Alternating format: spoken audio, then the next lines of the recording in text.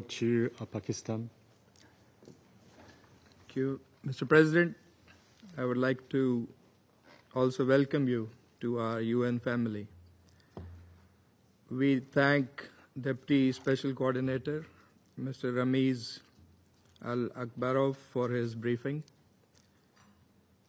That account is a vivid description of how such a primordial resolution as 2334 remains far from implemented and continues to be violated with impunity.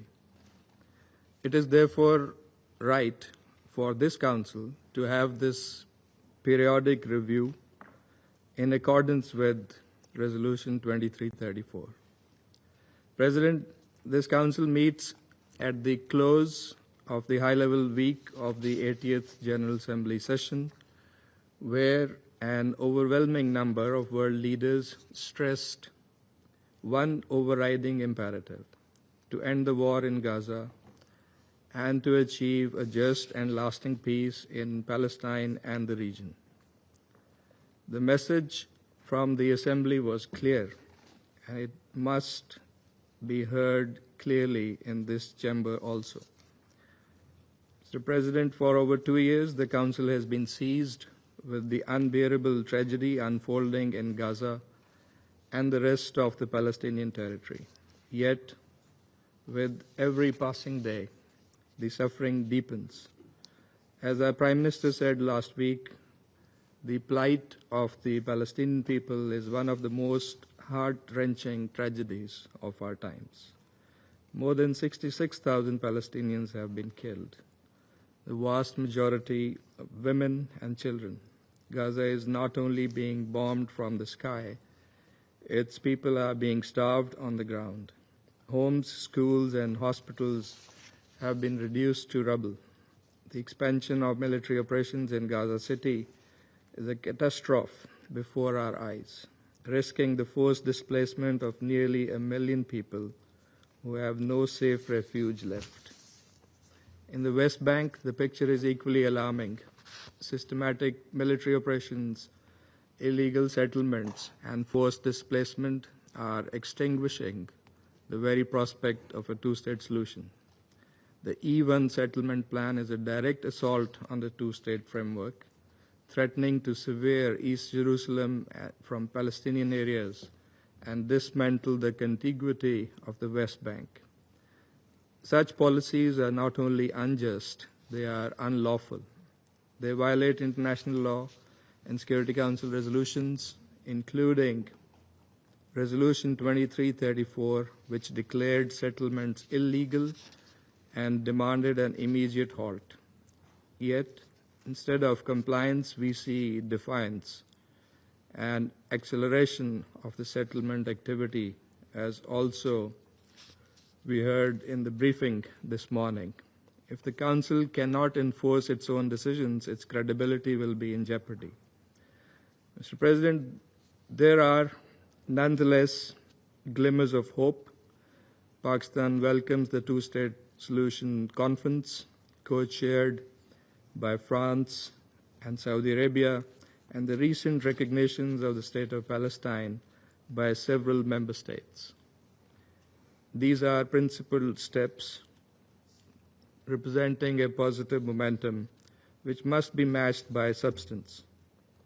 We value the initiative of President Donald Trump working with 8 Arab and OIC countries to advance peace through concrete measures. As a participant in this consultation process, Pakistan will closely engage and play a constructive role in promoting consensus. Our aim is to ensure that these efforts contribute meaningfully to alleviating the suffering of the Palestinian people and to achieving a just, comprehensive, and lasting peace consistent with UN resolutions and international legitimacy, leading to Palestinian statehood. Ensuring full ownership of the Palestinians and the Palestinian Authority will be vital for any process. We therefore call for First, an immediate, unconditional, and permanent ceasefire to halt the carnage in Gaza. Second, the lifting of the blockade and unimpeded humanitarian access alongside the release of hostages and Palestinian prisoners. Third, a categorical end to forced displacement and settlement activity while upholding the right of return of refugees under international law. A firm no to any designs for annexation either in Gaza or the West Bank. Fourth, practical, time-bound measures to ensure the full implementation of Resolution 2334 and to preserve the viability of the two-state solution. Fifth, the urgent launch of a credible, irreversible political process leading to a sovereign, contiguous, and viable state of Palestine based on the pre-1967 borders with Al-Quds, Al-Sharif as its capital. President, the people of Palestine cannot wait. The cause of peace and the credibility of this council depends on what we do in this moment.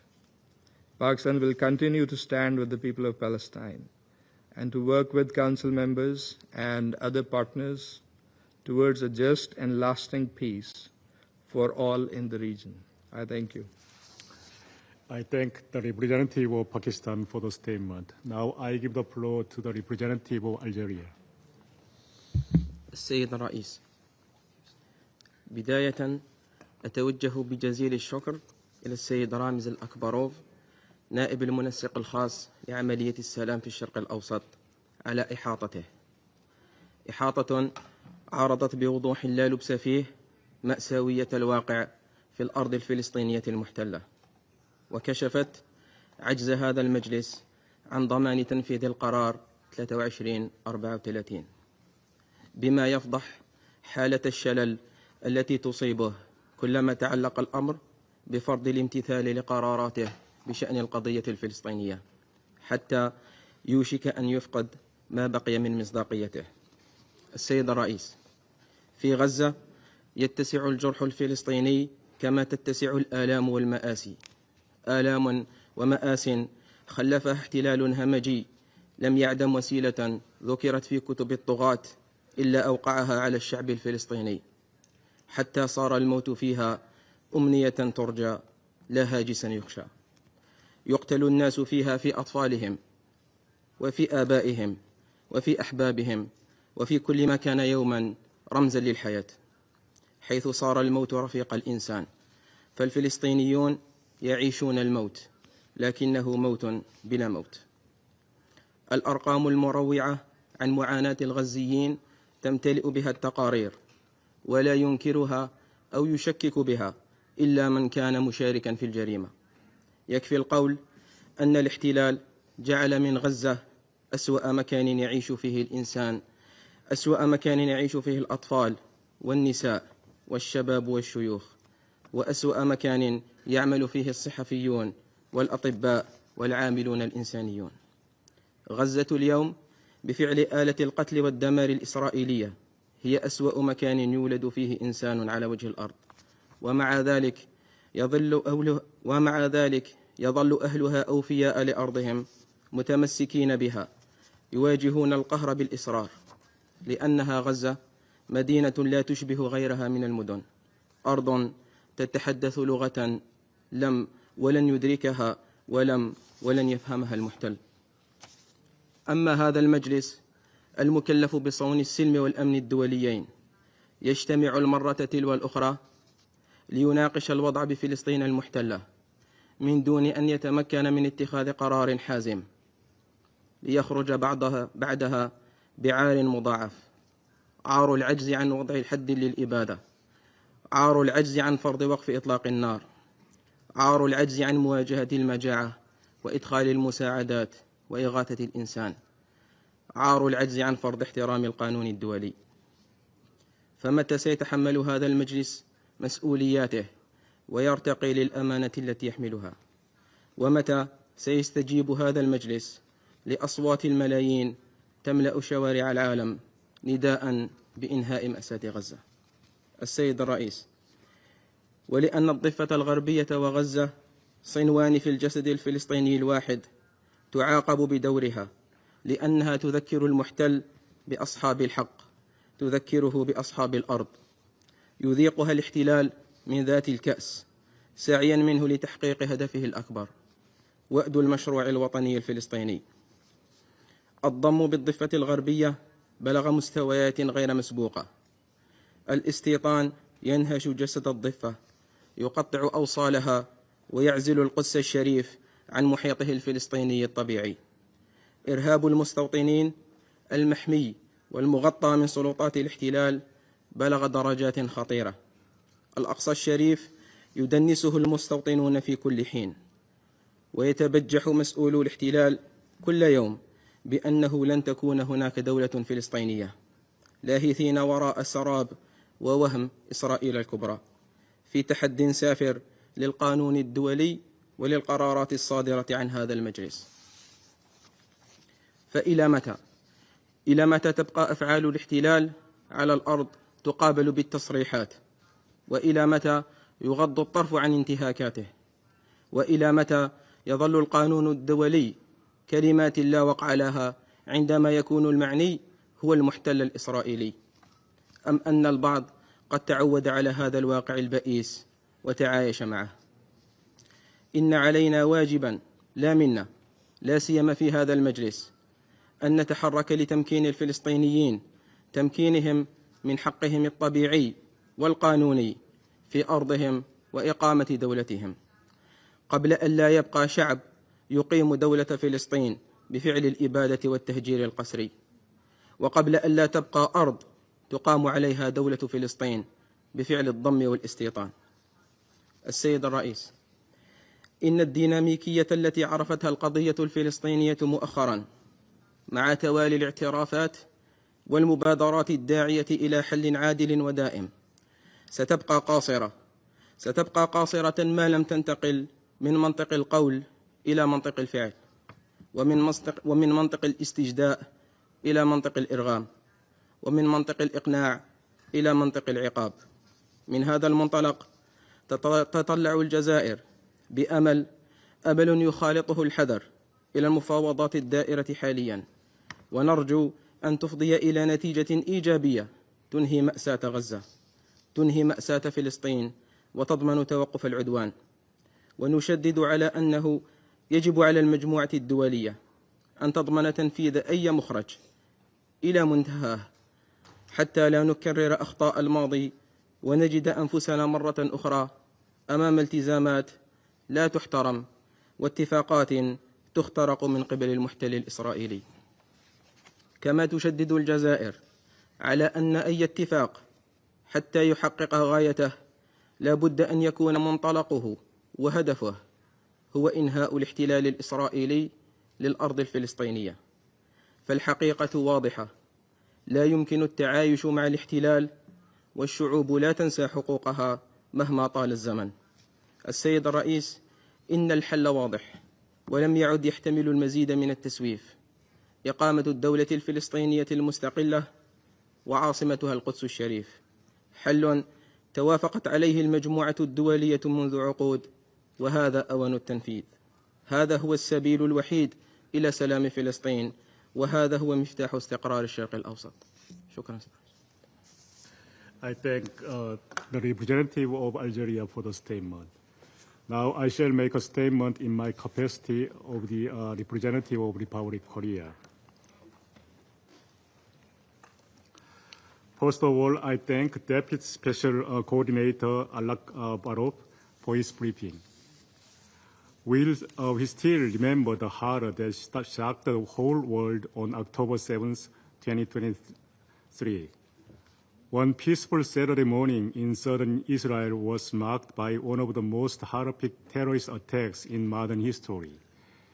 The Republic of Korea reiterates its condemnation on attacks by Hamas against Israel.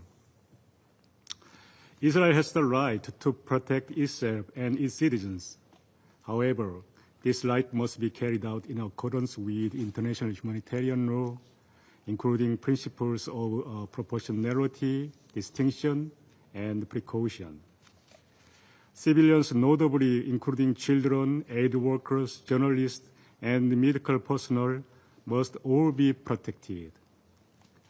The Republic of Korea remains deeply concerned that for the last 2 years, these fundamental principles have not been adequately observed in this war, and urges parties to this conflict to strictly abide by their obligations under the international law.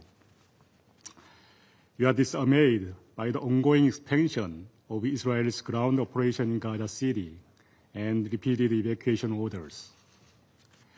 We are particularly concerned by the repetitive strikes against hospitals in Gaza. Earlier this month, by participating as co-pen holders and voting in favor of the E10 draft resolution on the humanitarian situation in Gaza, the Republic of Korea called with the vast majority of the international community for an immediate ceasefire, release of all hostages, and an urgent surge of humanitarian aid in Gaza. Despite the E10 initiative failing, we still remain hopeful that the negotiations can come closer to securing a ceasefire and the release of hostages through the selfless mediation effort by the US, Qatar, and Egypt. We call on all parties to prioritize the immense suffering of both Palestinian civilians and Israeli hostages in Gaza, and faithfully engaged with mediators. Turning to the worsening situation in the West Bank, the Republic of Korea reiterates its position as affirmed in Resolution 2334. The establishment of the settlement in the occupied Palestinian territory has no legal validity and constitutes a flagrant violation under international law.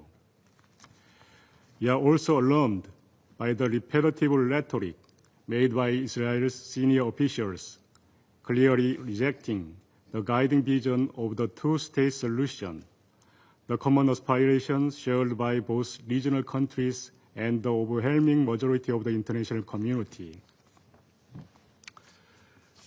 The Republic of Korea reiterates its firm support for the two-state solution as the only viable path for genuine peace and security in the region. We note the Palestinian Authority's remark delivered last week at the General Assembly, reaffirming its commitment to the two-state solution and living side by side in peace with its neighbor. We call on Israel to do the same. Thus, we urge Israel, as provided in Resolution 2334, to cease all settlement activities in the occupied Palestinian territory and to divert its direction to peace and coexistence. We support a revitalized and reformed Palestinian Authority as the sole legitimate representative of Palestinian people both in West Bank and Gaza. We'll call for lifting all measures hampering the economic viability of the PA, including withholding clearance revenues. Resolution 2334, adopted 9 years ago, remains a true cornerstone document encompassing all key principles toward coexistence in dignity based on the two-state solution. We hope neighbors in the Middle East will recommit to peace, stability, and coexistence. Ending the war in Gaza will be certainly the meaningful step to achieve this goal. Thank you. I resume my function as the President of the Council. The representative of the United States has asked for the floor to make a further statement. Thank you, Mr. President. Several colleagues made reference to a purported genocide.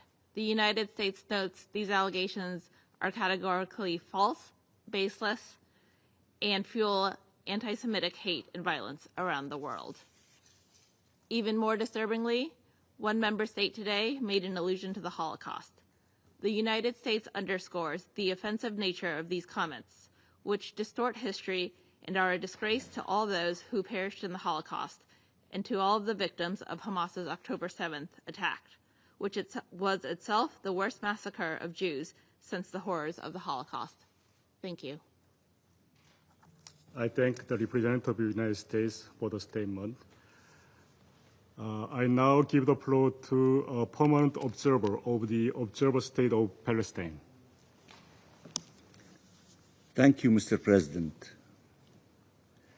Mr. President, I want to welcome you to the United Nations and to extend to you and to your delegation my commitment and the commitment of my delegation to continue the close cooperation between our two sides. As we say in Arabic, ahlan wa sahlan, welcome. I also want to express our gratitude for the briefing of Mr. Ramiz Al-Akbarov, Deputy Special Coordinator, for reporting on the quarterly report of the Secretary General as was determined in Resolution 2334. Of course, that resolution is related to the illegality of settlement activities by the occupying power in the occupied land of the State of Palestine. And we are grateful to the Secretary General for continuing his reporting on quarterly basis as has been required by him in the Resolution 2334. Mr. President, Palestine will not disappear. But every day, children, women, men, entire families disappear. Communities are uprooted. Neighborhoods are turned to dust. Lives are shattered. Land is grabbed. Homes are demolished. This is the dark reality of life in Palestine under Israel's illegal occupation. We have a duty to bring this suffering to an end, collective duty, and to do it in a way that leads to an end of the occupation and conflict once and for all, so our people never experience such pain and loss again, and all peoples can live in peace and security. We have been confronted as a nation with the denial of our rights, with an attempt that continues to this day to push us out of geography and history, to deny our existence, our belonging to the land, our rights as human beings and as a people. All peoples are endowed with a certain rights, known as inalienable rights, and our people are not less worthy and are not less entitled to them. The Palestinian people have a right to life, to liberty, to security, and to dignity. The reality our people continue to endure is one of death and devastation, dispossession and colonization, despair and displacement. But this reality is man-made. Let me repeat, it is man-made. Occupation-made. It is neither their fate nor a fatality. It can be unmade. We hope and pray and work relentlessly for an end of the genocide today. And that is the most sacred goal, given the horrors every day brings upon 2 million people. But tomorrow matters as well. And what we need is not a pause in the violence and injustice, but an end to it. Violence is an impasse. It must not be fueled nor tolerated. It must be stopped. And we will not relent in our rejection of violence against civilians, Palestinians and Israelis. This is a legal, political, moral principle we will not abandon. Likewise, injustice must never be justified or shielded by anyone under any circumstances. It should never be justified.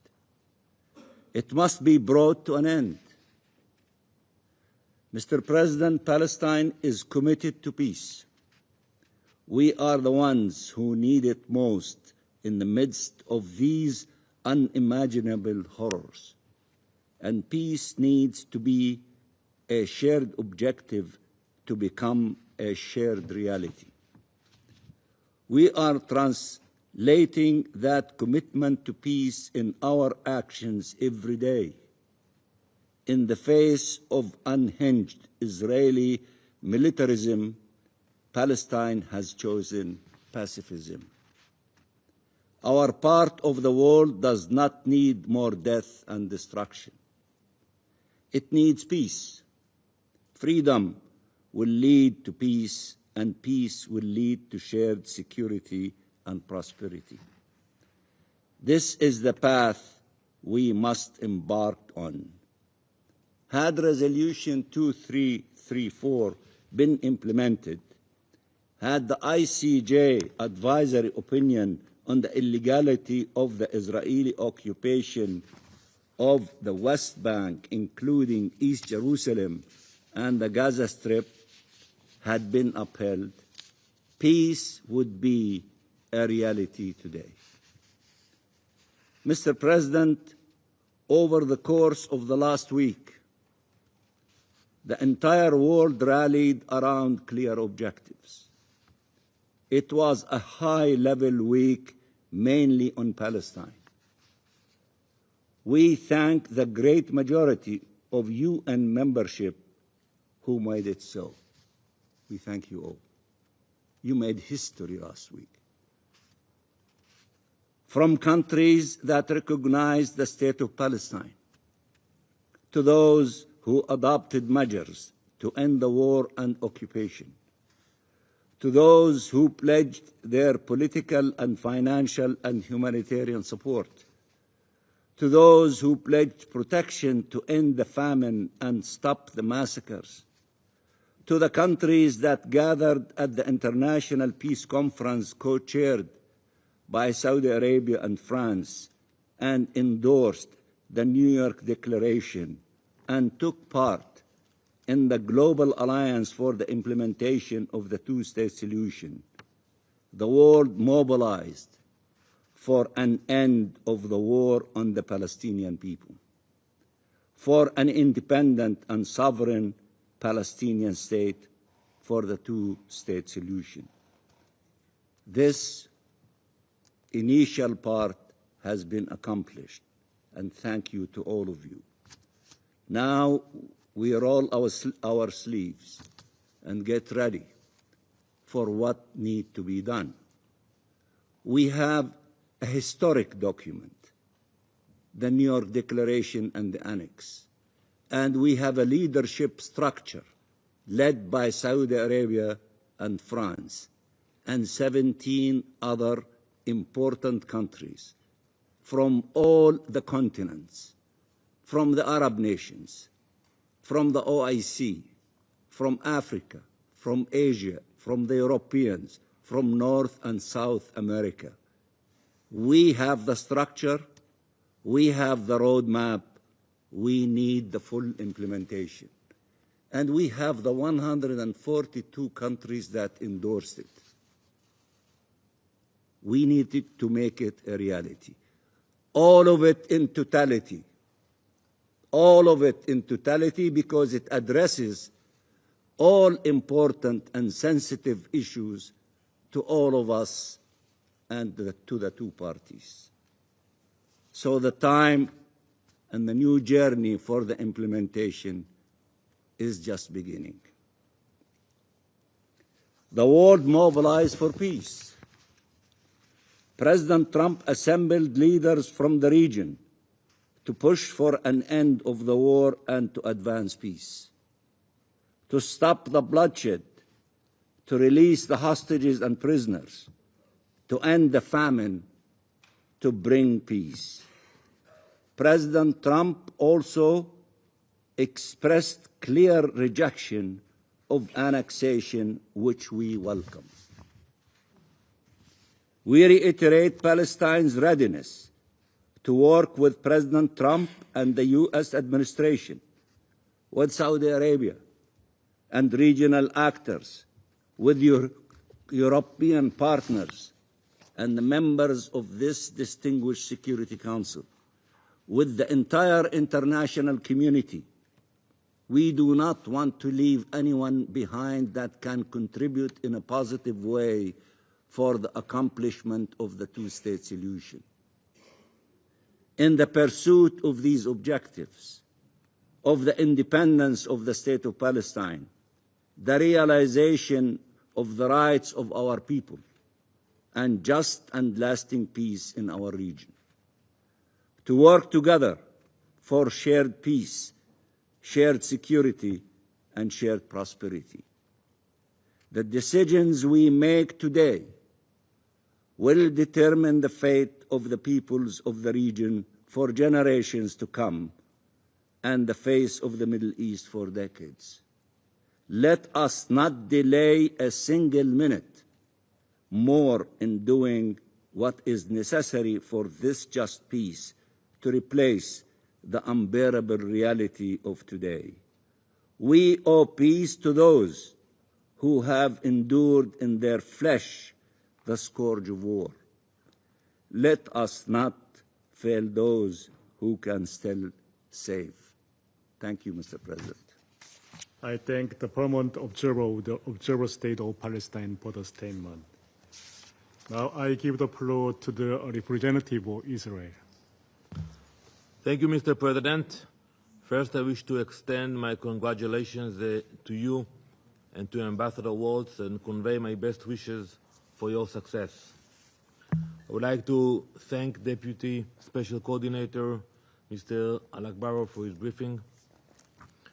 Mr. President, we have just come through a week of speeches, theater, and spectacle.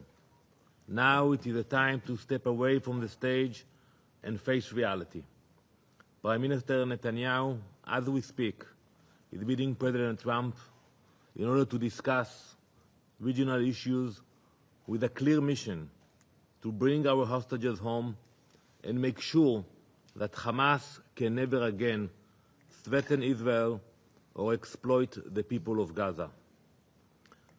Mr. President, despite threats from Hamas, more than 80% of Gaza City's population has moved south, while our forces continue to dismantle terrorist strongholds. Humanitarian aid efforts continue with the support of different agencies and NGOs. The Mawasi area can accommodate those coming from the north, and on average, 250 to 300 aid trucks are unloaded in Gaza each day. Council members, picture this. Men sit in the dark, machinery hums, sparks fly, steel pipes are cut and pieces are fitted together. They are not making furniture, they are not building machines, they are not shaping tools, they are building rockets. Weapons aimed at families, schools, and cities. Dozens of parts, 2 already assembled, pointing toward an Israeli town, explosives ready to be packed. Imagine our forces that move in just in time, seizing the site and dismantling the rockets just minutes before they could be fired. Do you know where this happened? Do you know when? In Gaza?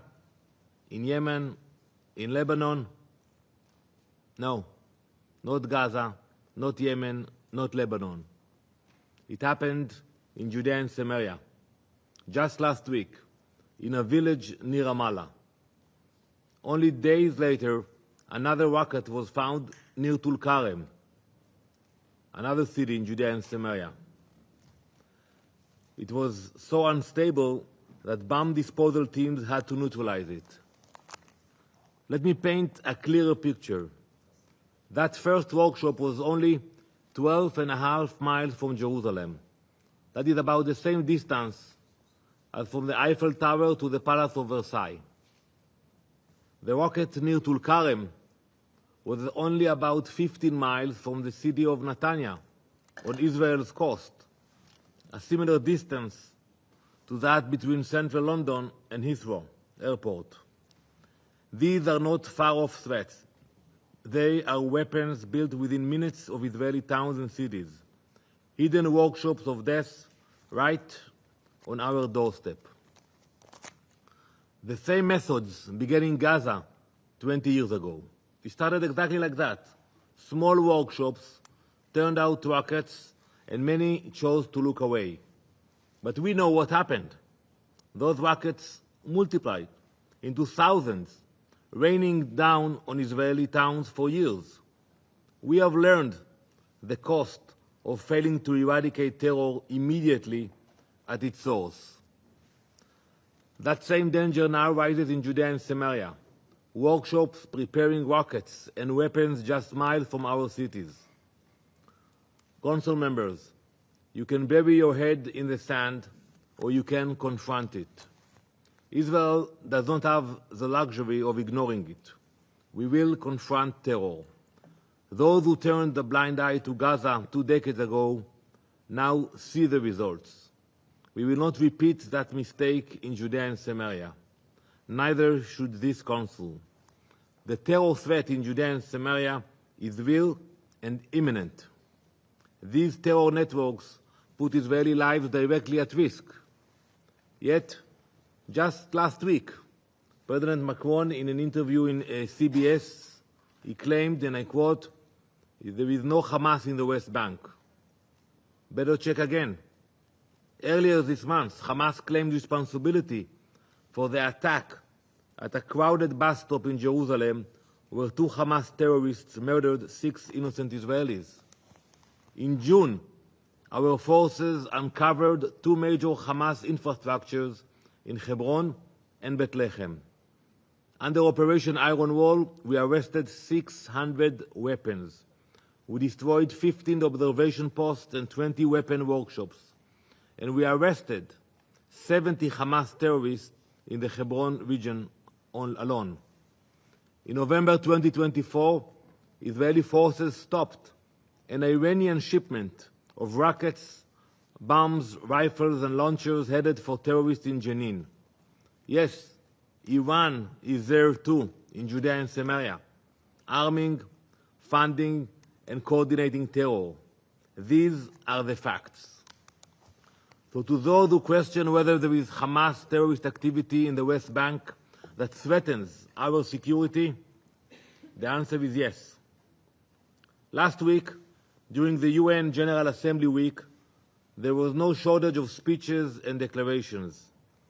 Some actors in the Middle East posed as peace brokers, while at the same time arming, training, and funding terrorists. Their hands are not clean. They fuel instability, not peace. You know, when you look in our tradition, the rabbis in the Midrash, Tehillim, on Psalm 11, they tell a story about a man, that's thousands of years ago. A man sets fire to a field, then rushes forward with water, pretending to be the savior. That is what we see today. Those who light the match then step onto the stage to present themselves as peacemaker. Exactly the same. Hypocrisy, dressed as virtue. And what feeds that fire? The absence of leadership. The Palestinian Authority has not governed. It has not led. The Palestinian Authority has filled textbooks with hatred, glorified violence in public squares, and incentivized terror through its pay-to-slay policy. Let me be clear about what this policy means. You heard it a lot, pay-to-slay. What exactly it means? For more than a decade, the Palestinian Authority has paid monthly stipends, not only to terrorists in prison, but also to their families and to the families of suicide bombers. The rule is simple. The more deadly the attack, the higher the payment. And yes, even the terrorists who carried out the October 7th massacre are eligible for payments. This is not social welfare. It is blood money. It rewards murder. It sustains terror. And it is not small. It is not one case or one incident. It's a policy. This policy consumes about 8% of the Palestinian Authority's entire budget. 8%. That is more than $300 million every year. Mr. President, to put that into perspective, the same share, the same ratio would be in Russia over $30 billion a year. In South Korea, $40 billion. And more than $500 billion in the US. This is inconceivable. It is indefensible. You cannot imagine it. You cannot apprehend it. Spending hundreds of millions on this policy. This money should have gone to schools and hospitals. Instead, it goes to salaries for killers. Last week, in his message to the General Assembly, President Abbas claimed that this policy has been, and I quote, reformed. But this is the PA's pattern. Promise after promise after promise, and never deliver. In practice, nothing has changed. What is worse, speaking in Arabic to his own people, President Abbas promised exactly the opposite. He promised them nothing will change. In his own words, spoken recently in Arabic at a meeting of the Fatah Revolutionary Council, he said, and I quote, that's a direct quote, even if we have only 1 penny left, it is for the prisoners and martyrs. They must receive everything as it was in the past, and they are more precious than all of us. So I ask, which is the real Abbas?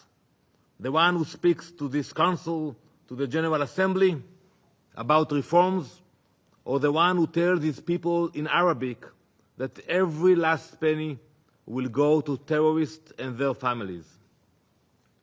Enough with the lies. Stop the payments, not in words, but with actions. What is needed is real leadership. Leadership that does not avoid elections for almost 2 decades. Leadership that serves its people, not itself. Leadership brave enough to confront extremists. Leadership with moral clarity to end corruption and incitement. Leadership responsible enough to stop paying salaries to killers. Mr. President, while we take decisive action in Judea and Samaria to remove these threats, our operations in Gaza continue with the same determination to bring our hostages home. Israel fights on multiple fronts, but with a clear purpose. Our objectives are not complicated: to bring the hostages home and to eradicate Hamas. But peace will not come through speeches or declarations. It will only come through courage, accountability, and the will to end terror at its core. This Council faces a choice. You can look away or you can confront reality. Israel has already chosen. We will face reality. We will confront terror. We will secure our future. Thank you, Mr. President. Thank the representative of Israel for the statement. Okay, another one. The permanent observer of the Observer State of Palestine has asked for the floor to make further statement. I give him the floor. Thank you very much, Mr. President, for giving me the floor. I think it's becoming crystal clear that almost the entire international community is moving in the direction of peace and putting an end to this tragedy in Gaza. The Israeli leadership, not the representative in this room, but his boss, stated it clearly, setting the stage of moving the war to the West Bank, as if what we need is more wars. They're not satisfied with all of the killings and the destruction in Gaza under all the claims that they made. Now they are making it crystal clear, phase 2 or chapter 2 of the same thing, of erasing the Palestinian people, the nation, and they say it very clearly under the banner, no to the two-state solution in which we have global consensus around it, and no to the Palestinian state. So this statement here and the one in the General Assembly Friday is the beginning of having more wars if the ceasefire to be forced on them by all of us, which might be the case in few days. They are setting the stage to go to chapter 2.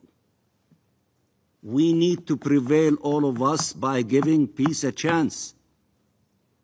We do not need to see the repetition of what happened against our people in the Gaza Strip to be in the West Bank. When will the Israeli leaders show leadership and move in the direction for peace?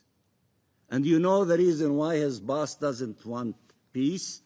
Because the moment they have ceasefire and beginning of peace in Israel,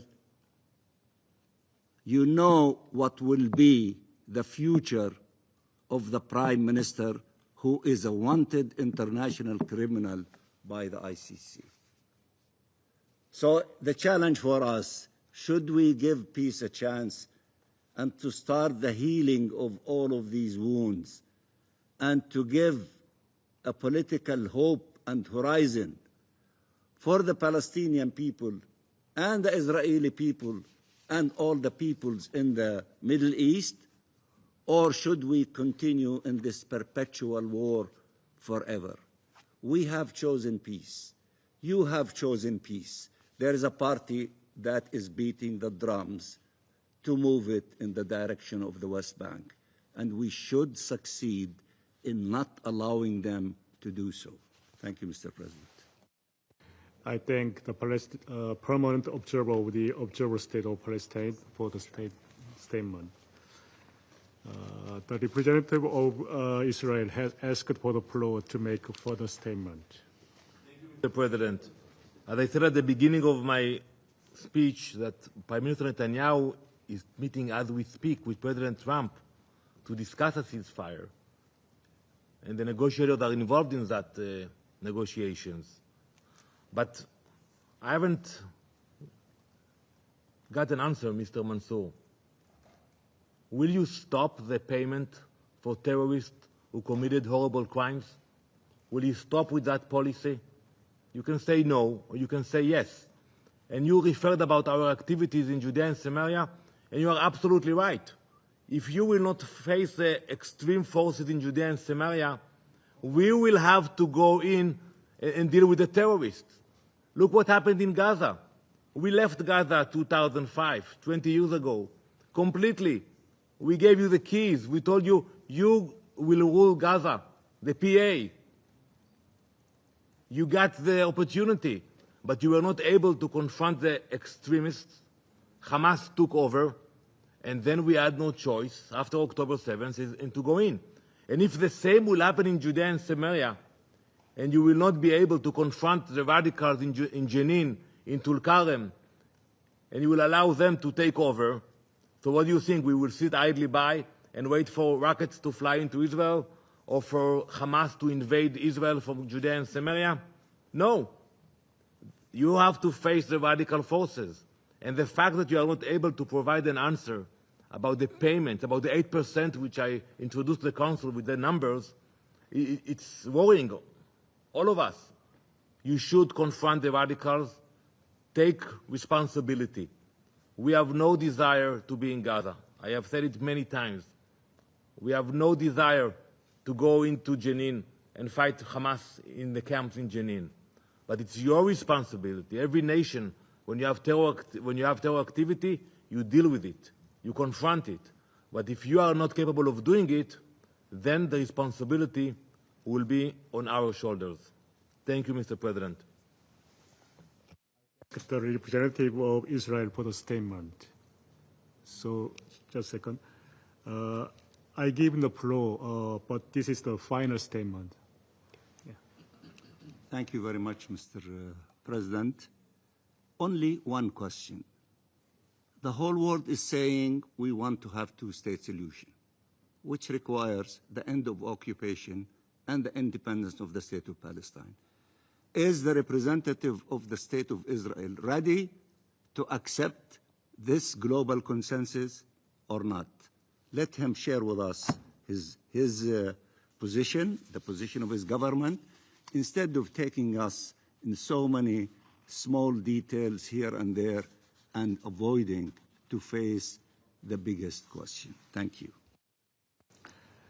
Thank you. There are no more names inscribed on the list of speakers. The meeting is adjourned.